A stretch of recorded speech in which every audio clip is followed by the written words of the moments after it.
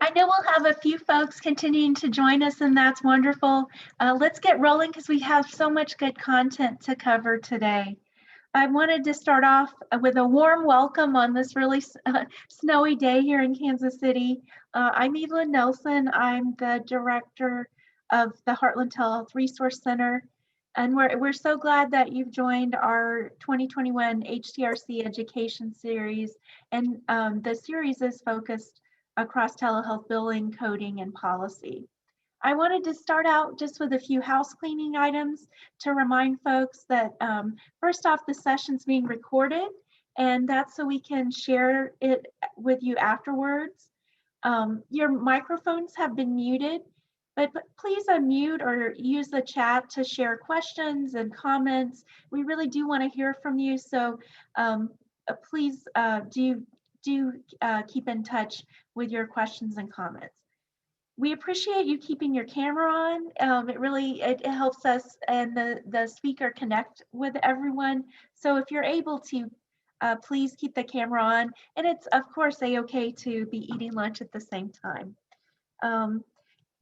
Another reminder is your completion certificates will be emailed.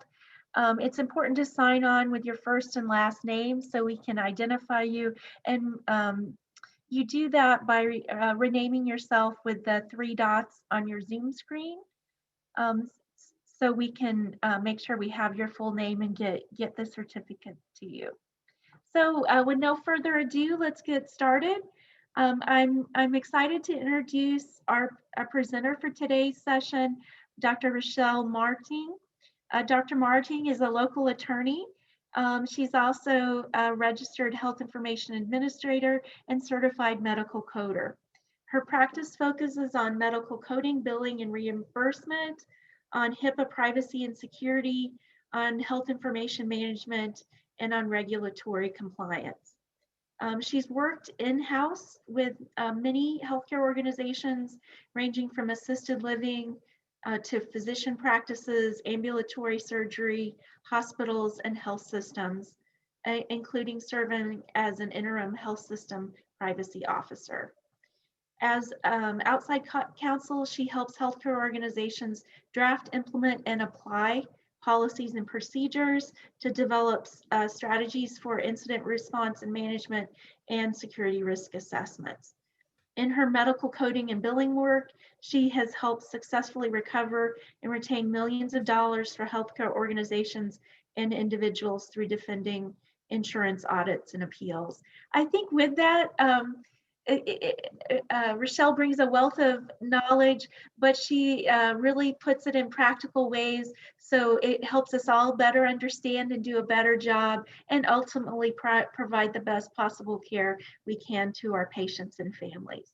So we're thrilled to have her today to talk with us about Medicare telehealth. So please, we look forward to your presentation, Richelle. Thank you. Thank you.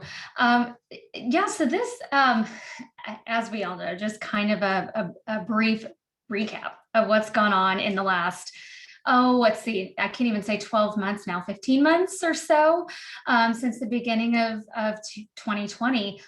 A lot has changed with telehealth. A lot has changed with rules governing not only how it's delivered, but how it's billed and paid. And that's really the focus of this educational series, is translating the things a lot of providers have shifted to doing in more of a virtual setting, or maybe non brick and mortar face-to-face type environment, and then how that eventually translates into hopefully getting paid for those services and those new platforms and the new ways that we are reaching out to patients and taking care of patients. And the good news is a lot is changing on the billing and reimbursement side to provide flexibilities to make that happen, and probably in a lot of ways that you may not have even realized.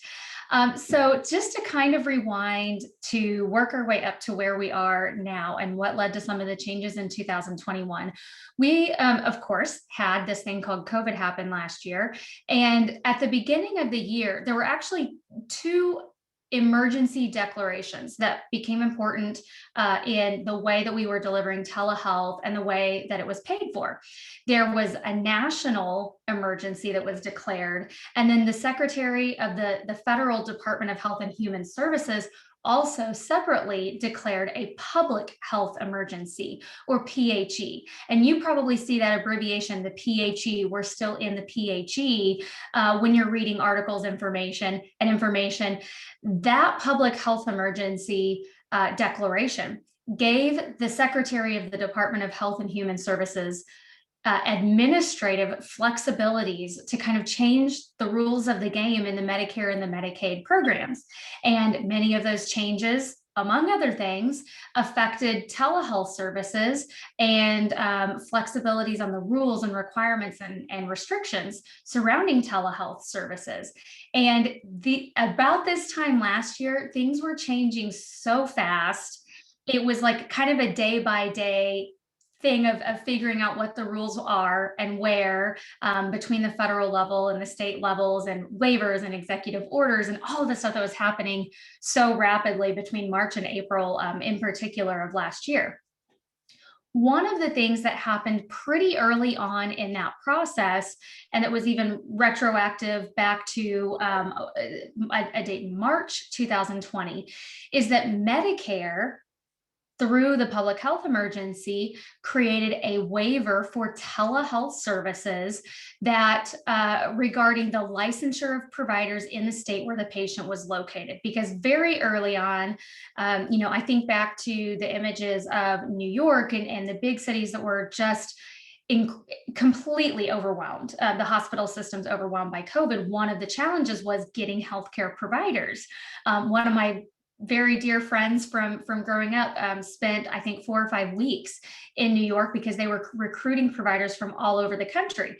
Well, the challenge was that's great from a patient care standpoint, but we still had state licensing laws, right? For those providers who are traveling, nurse practitioners and physicians had to have some sort of licensure in the state to see patients.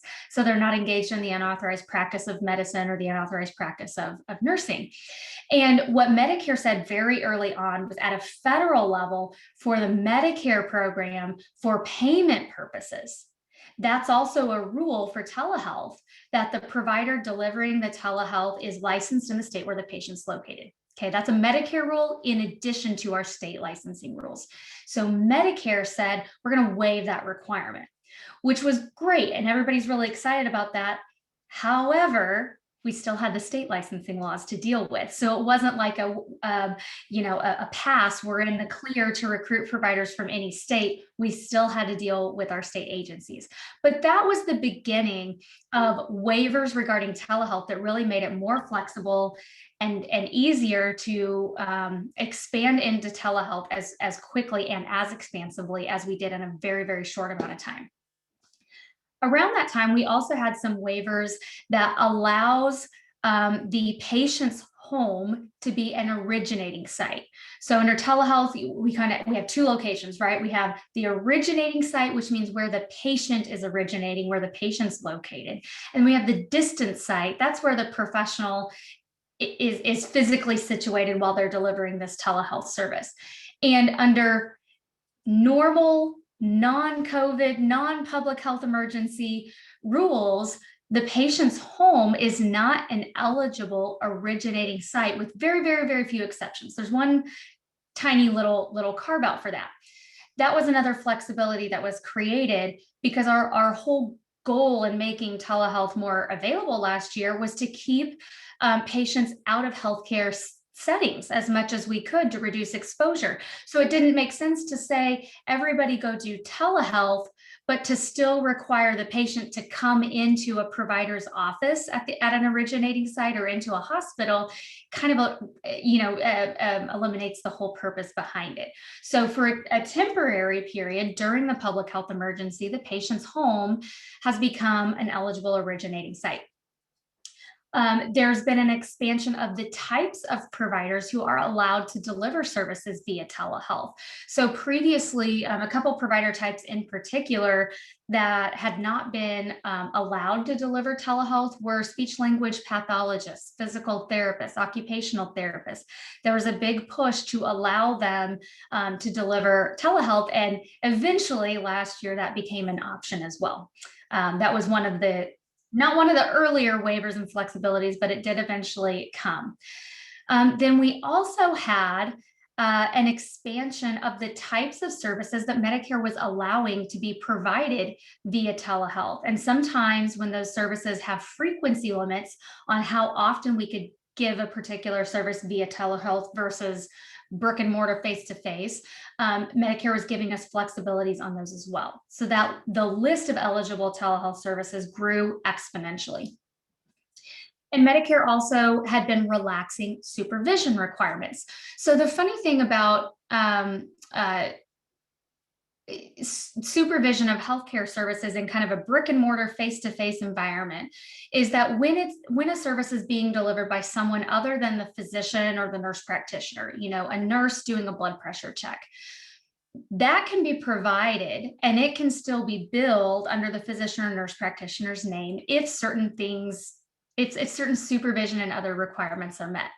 One of those is that there's direct supervision, meaning there's a provider in the office suite immediately available to intervene if needed while that service is being provided. And prior to 2020, there was never a rule saying telehealth could not be delivered the same way, that a nurse couldn't get on the phone with a patient and do a similar type blood pressure check or signs and symptoms if they're on anticoagulation management or nutrition, those types of things, without the physician or the nurse practitioner actually being on the call as well. And there was never a prohibition saying it couldn't be delivered via telehealth in a very similar way that might be done in the brick and mortar face-to-face type setting, but it also didn't say we could. So there was a lot of questions surrounding, can we take that model that we did in the provider office setting and move it to telehealth? And Medicare said yes, that you can provide services, what's called incident to the physician or nurse practitioner services by other staff, like a nurse. But there still is some supervision required. And the idea of supervision being physician in the office suite immediately available doesn't really apply to telehealth because the patient's not there either. So Medicare clarified that for telehealth, the supervision requirement means available to intervene during that telehealth session if needed. So the doc can't be in surgery. The doc can't be tied up doing other things. It has to be able to join that telehealth session. And if that's a possibility, then that will meet the supervision requirements. So we saw all of these rules and relaxations happening throughout 2020.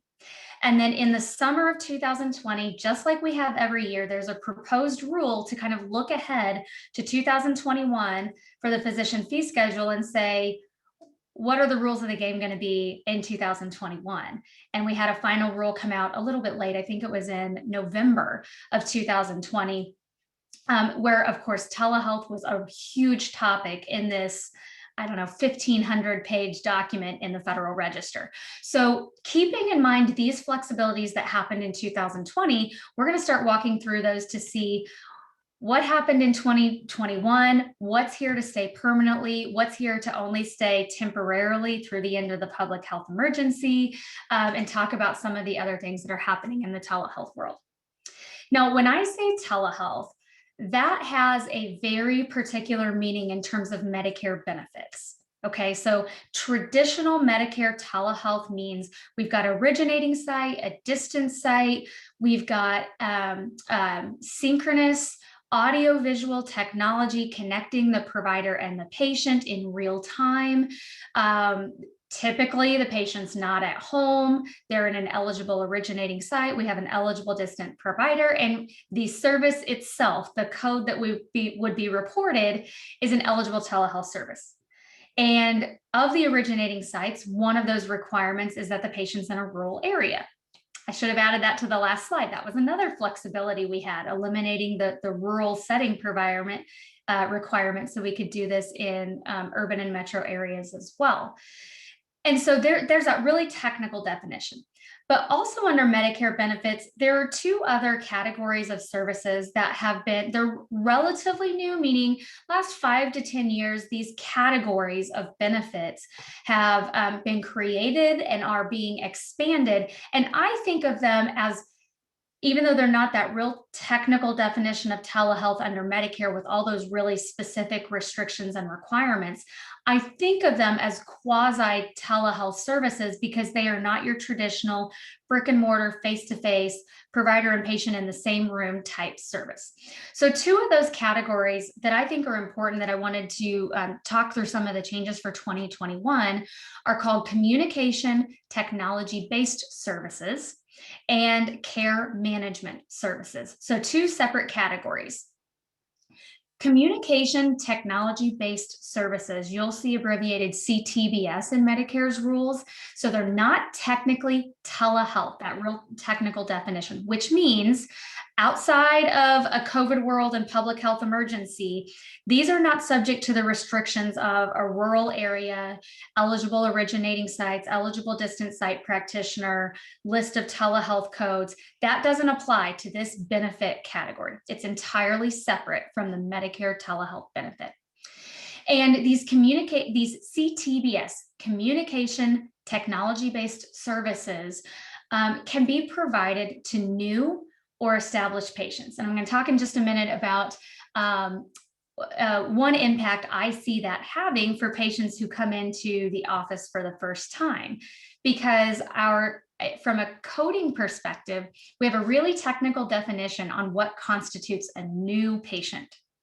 And it's a patient that provider or another provider of the exact same specialty in the exact same group practice has not provided a professional service to face-to-face in the last 3 years. And if we are doing these communication-based services before a patient comes into the office for their first, I keep saying brick and mortar face-to-face, like they're in a healthcare setting in the room with the healthcare provider, that may impact on that first visit when we're actually face-to-face in person with the patient, whether they're a new patient or an established patient. That affects our coding for that first visit. So we can't use the definition that the patient has never been into our office before. We've got to look at that really technical coding definition. Communication technology-based services are not preventive services, meaning the patient's cost sharing applies to these services. So the deductible, coinsurance, all of those Medicare cost sharing amounts apply to these communication technology-based services. So the patient needs to be made aware of that and consent to have the service, because there can be a bill, there can be a charge for those services. So we get their consent. Now that doesn't mean we're creating a whole new check-in form for all patients getting these services, right? Because that's kind of hard if we're seeing in quotation marks, a patient for the first time by communication technology, by a patient portal message, by an email type exchange or a phone call. We're not getting a form necessarily filled out and signed by the patient to do that. So this consent can be verbal, but you document it on your end just so there's an indication that you got the patient's consent to proceed with the service, that they understand that there's cost sharing and they wanted to proceed. The time and the manner of getting that consent is not critical. Years ago, there had been requirements for this other benefit category I'm going to talk about, care management services, that you get that consent before the first service. So the patient doesn't feel like kind of pressure as that's starting to go ahead and proceed. They've had advanced opportunity to do that. Medicare says this can be done at the time you're having this email or portal or phone conversation with the patient by communication technology. That's okay. But documentation of the consent, that can be just a quick note by the person having that communication with the patient, is necessary, and that's fine to do. One of the things that's interesting now that we've expanded who can provide these different categories of services like speech language pathology, occupational therapy, and physical therapy, is that when those disciplines are providing a communication technology-based service, that service then is a therapy benefit. And we have caps on therapy and all of these other special Medicare requirements. So these services are designated as sometimes therapy. If a physician provides it, it's not therapy, right? It's not PT, OT, speech language pathology. But when those disciplines provide it, it could be therapy.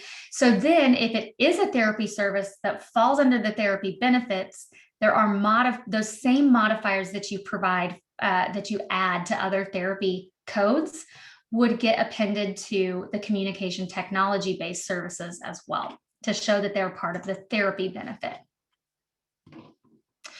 Okay, so let me walk through kind of a couple of pieces of communication technology-based services. One of the services that falls under this benefit category are e-visits, okay? And e-visits are provided by qualified non-physician healthcare professionals. And the category within the code book is qualified non-physician healthcare professionals online digital evaluation and management service. Okay, so a qualified non-physician healthcare professional under the coding rules means a healthcare professional who could independently bill for his or her own services, but is not a physician, is not an MD or a DO, the way a physician is defined by the Social Security Act under Medicare. So qualified non-physician professionals might be nurse practitioners, it might be physician assistants who independently can bill for evaluation and management services. These are not face-to-face services, right? An online digital evaluation might be a thread of communications through the patient portal or secure email or other platform where you can interact with the patient asynchronously. And since they're not face-to-face, I wanted to go through the definition of a new patient again from the CPT book. And it says solely for the purposes of distinguishing between new and established patients, professional services are those face-to-face services by physicians and other qualified healthcare professionals who can report E&M services. So a new patient, again, is someone who has not received any professional services, any face-to-face services from the physician or qualified healthcare provider or another provider of the exact same specialty and subspecialty in the same group practice in the last 3 years.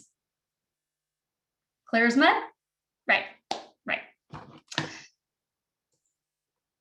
We could probably have a whole hour-long session on who is and who is not a new patient, particularly when providers are changing practices and are there former patients who come to the new practice, new patients are established, but that's way beyond the scope of the detail that we're going to get into today. I would be happy to answer those questions if you have them. If you look at the codes for e-visits, and that it's 5 to 10 minutes.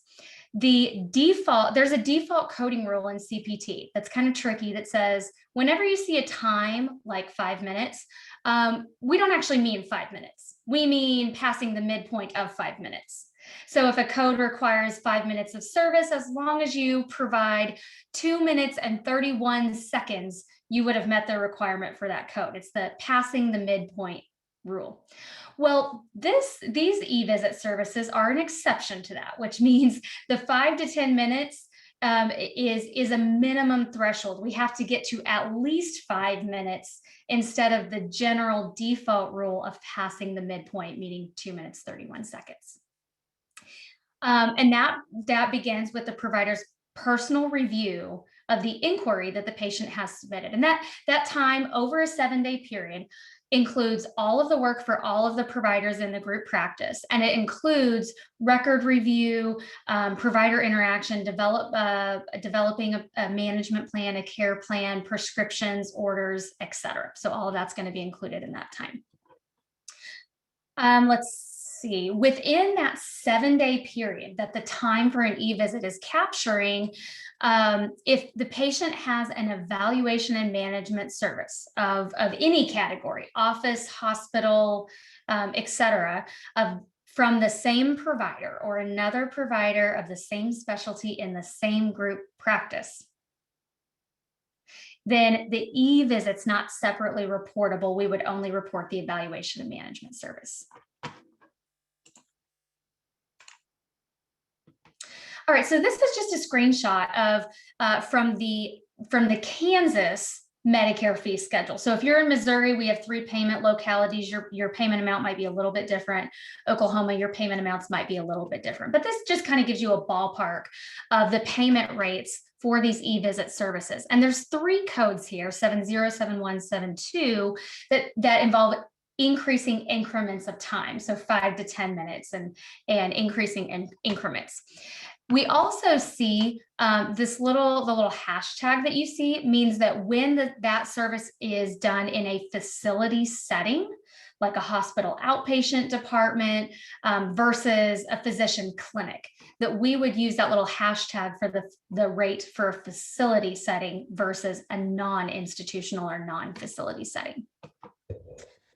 The good thing is we can have non-physician practitioners like social workers, psychologists, PTs, OTs, speech language pathologists provide these e-visits. And remember, when those disciplines provide the service, they need to add therapy modifiers so that it's classifying this as part of the patient's therapy benefit.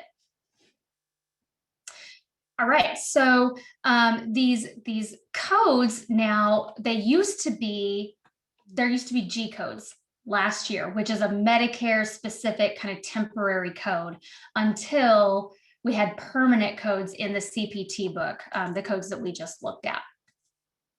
So moving on to phone visits.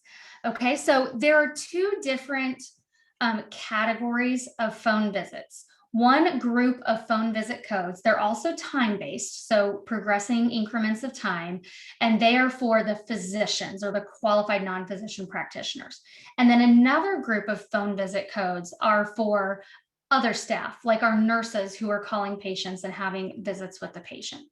So in the first group of these, 99441 through 99443, these CPT codes are phone visits that are essentially replacing an evaluation and management service. They are classified in the evaluation and management section of CPT. So I'll explain why that's significant in just a second.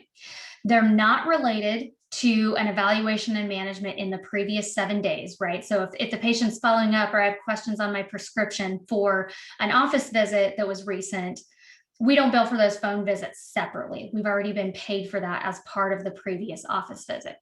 Or this phone visit, if it leads to the provider saying, you need to come in brick and mortar face-to-face in the exam room with me, and so that it leads to an evaluation management service in the next 24 hours or next available, then we also could not bill for the phone visit.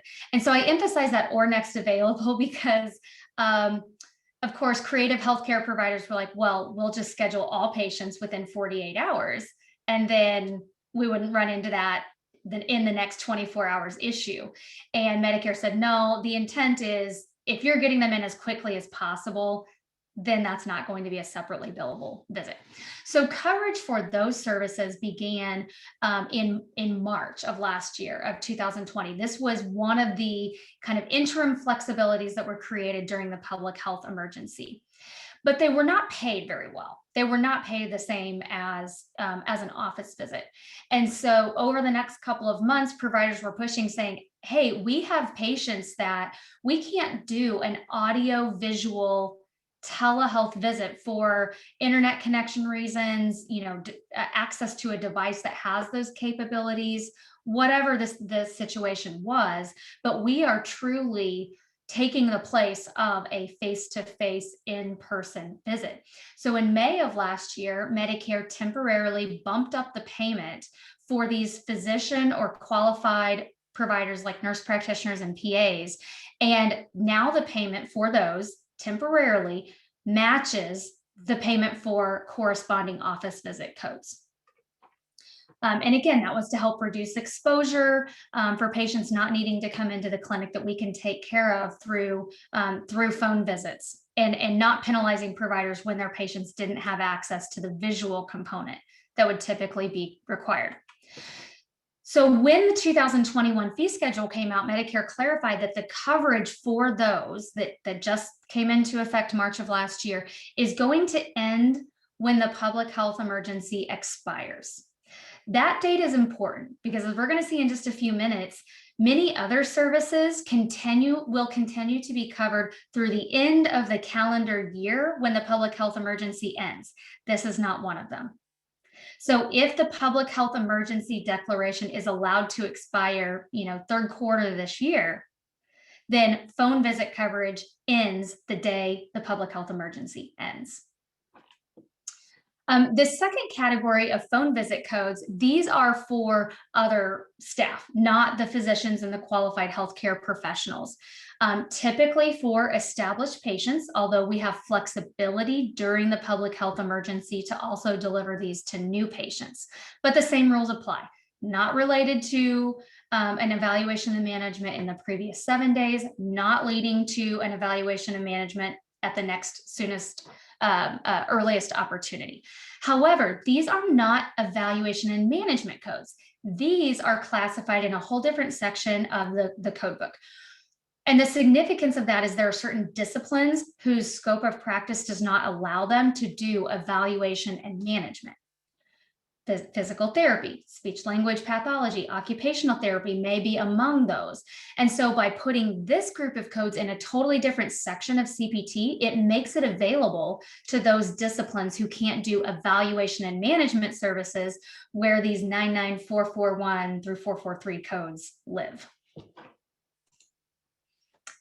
This is just to give you a quick snapshot of what the payment amounts for those look like. And again, that little hashtag means when it's provided from an institution or facility-based setting, like a hospital outpatient department, surgery center, et cetera. Those are the lines that would apply to those rates. And also these are Kansas rates again. So if you're in Missouri or Oklahoma or other regions, it's going to vary slightly, but that gives you a little bit of a ballpark.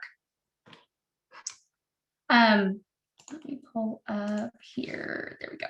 Keep track of what slide I'm on. Virtual check-in codes. So virtual check-ins it's a brief communication technology-based service by a physician, by a qualified healthcare professional, provided to an established patient, although during the public health emergency, we have flexibility to also do these for new patients that will end when the public health emergency ends. So we'll go back to the coding requirement, they're established patients only. Same requirement that it's not related to a visit within the last week, not leading to another visit in the next 24 hours, and they're time-based codes, okay? So this virtual check-in, I don't know that I've actually been billed for it, but I've used something similar to this with my kid's pediatrician. I call, little Nolan, he's got this cough, no fever, no this, no that. Does he need to come in? Does he not? Like, let's watch and wait. Not related to an office visit, not leading to an office visit, could be billed as a brief check-in to determine if that face-to-face visit is needed. Did I miss a slide? Nope, got that one. So there are two different types of these communication technology-based virtual check-ins. One is looking at recorded videos or images. Hey, pediatrician, look at little Nolan's rash, or look at this cut or this scrape. Does he need stitches? Been there before too, unfortunately.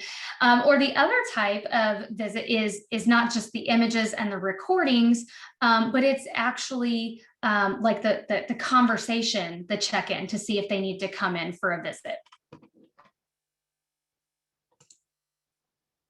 All right, so let me dive into a couple concepts related to the traditional definition of telehealth for Medicare, okay?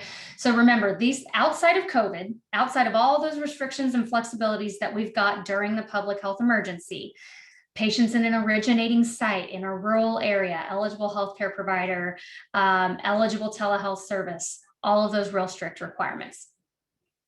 A lot of those flexibilities continue to be in effect now in 2021. And we're in 2021.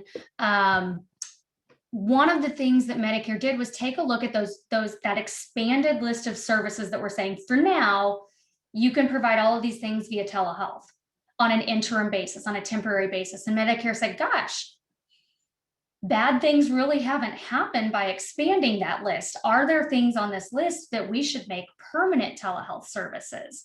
Or are there things that need to revert back to non-covered when delivered via telehealth when the public health emergency ends? Now, here's the big question in this section. The rules kind of differ depending on whether a change is permanent, effective in 2021, whether it ends when the public health emergency ends, like the day that it expires, we can no longer do certain phone visits, or if they're going to continue to be covered through the end of the calendar year in which the public health emergency ends. The good thing right now that we're into 2021, is since we're still in a public health emergency today, we know these services that will extend through the end of the calendar year, we know we're going to have them at least until December 31st. This will really become important in the third quarter when the public health emergency either renews or is getting close to expiring. If it gets renewed even into one day in January 2022, that means we'll have until December 31st of 2022 for many of these services.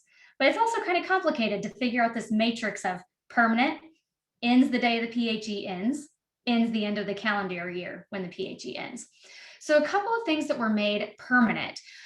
Group psychotherapy services were part of that expanded list of telehealth. They can now be provided on a permanent basis. They were added to the telehealth list. Okay.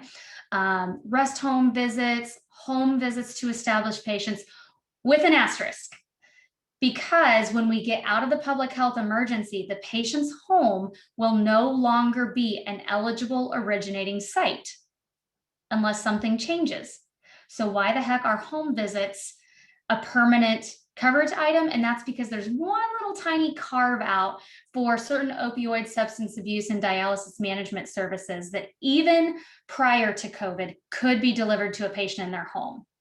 So for that tiny little carve out, if we bill a home visit service after COVID, it will continue to be covered. But that does not mean that after COVID, the patient's home will be an eligible originating site. So I thought that was a little bit confusing.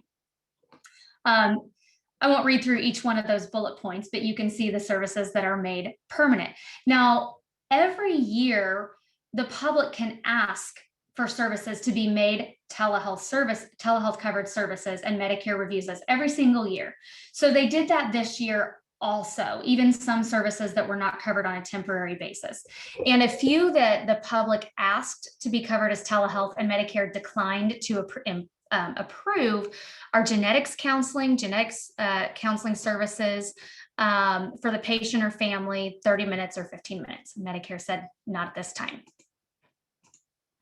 So then we had a proposal to take some of the temporarily covered telehealth services and continue to cover them through the end of the calendar year when the PHE ends.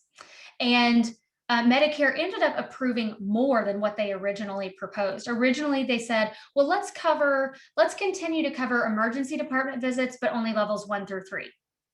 It's like, well, that doesn't make sense, because then if we do a telehealth visit from the emergency department, we think it's a level 4, but we do it via telehealth and we know that's not covered. Why don't we just bill it as a level 3 and then now it's covered as a telehealth?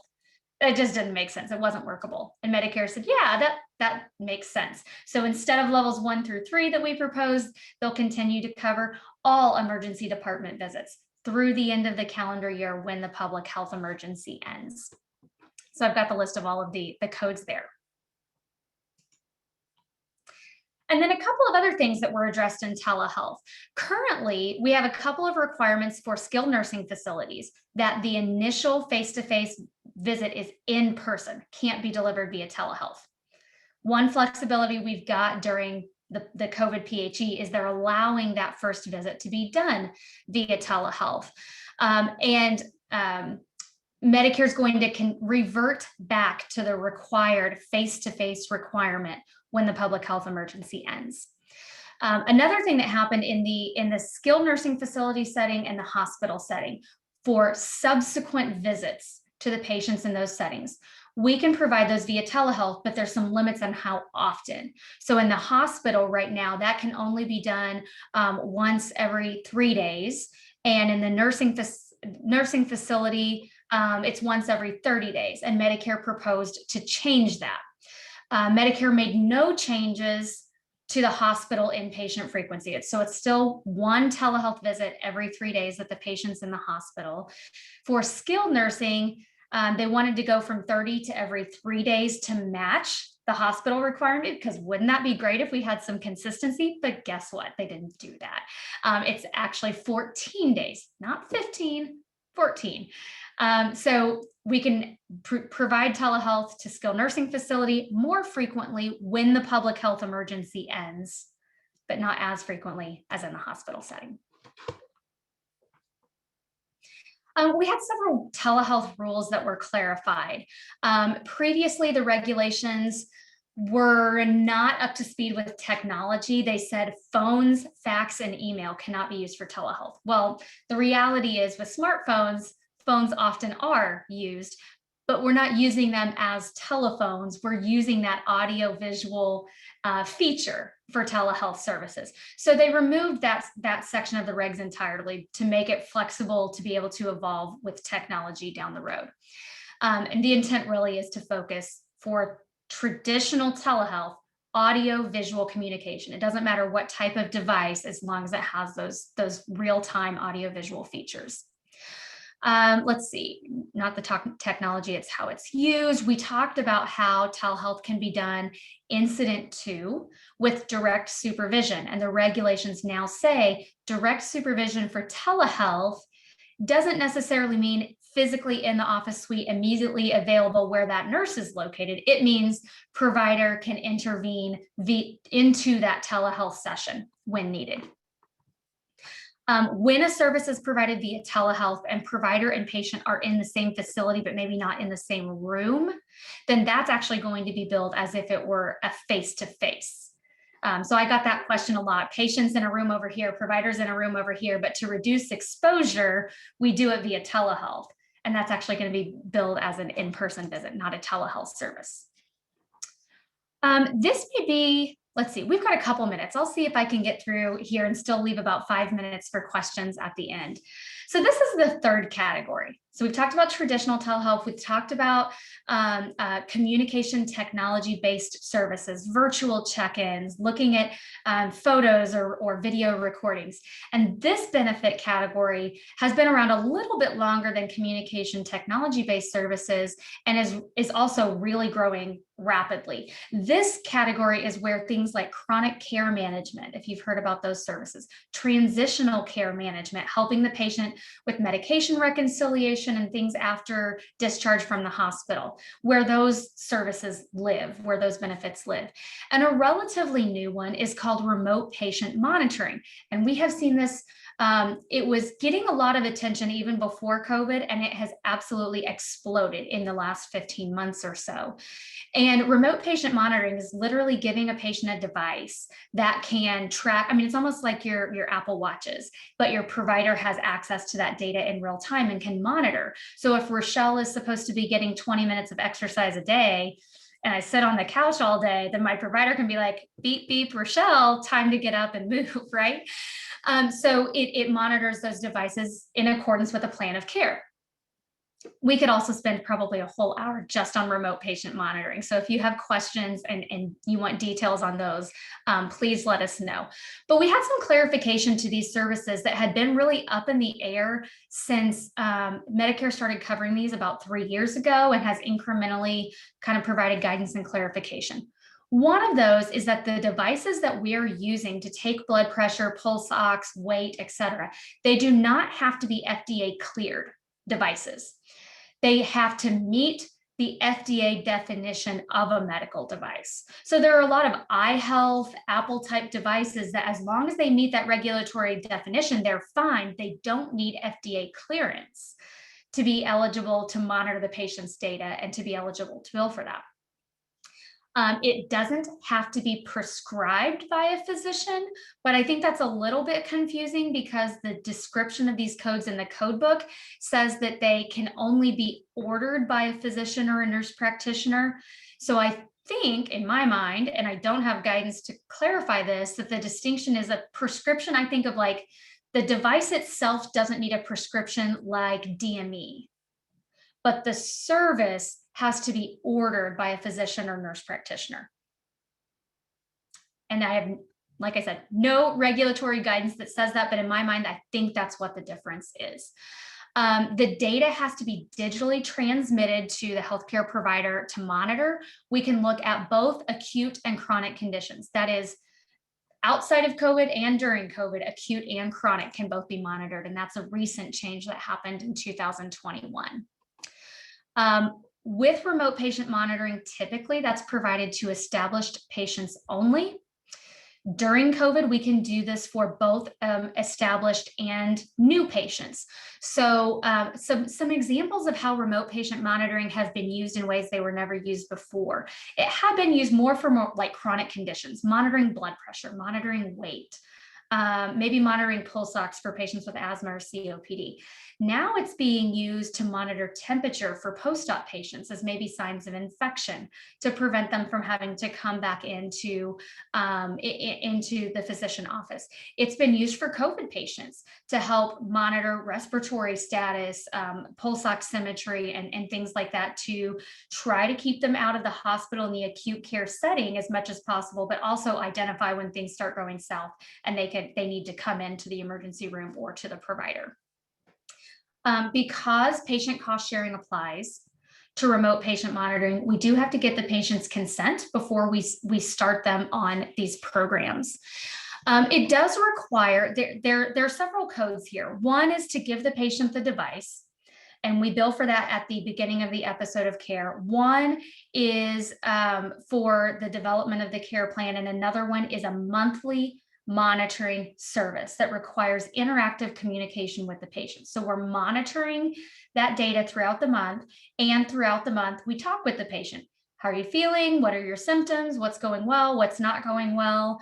And to bill for that service, there's at least 20, and interactive communication must total at least 20 minutes.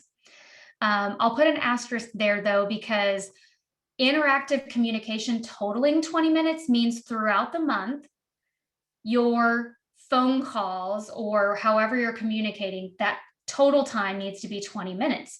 But there's a little bit of an inconsistency because in the code book, it just says a live interactive communication where you're monitoring plus communications total 20 minutes in a calendar month. So there is still a gray area or a question from providers on, do I need to be on the phone with the patient for a total of 20 minutes? Or as long as I communicate with the patient and have at least 20 minutes of monitoring time, is that sufficient? And that's not an answer that we have a real clear answer to yet. All right, I had 2 minutes to spare. That doesn't leave a lot of time for questions, but I will say, so if you have questions that I'm not able to answer here in the next 120 seconds, send those to the HTRC email address. We'll follow up with any answers or things that I can help clarify for you. And I hope that you'll consider joining us for more of the sessions in the series. Next week, we're going to take a really deep dive into all of the nuts and bolts and the technical requirements on how to complete those 80-some form fields for a telehealth service on the professional claim.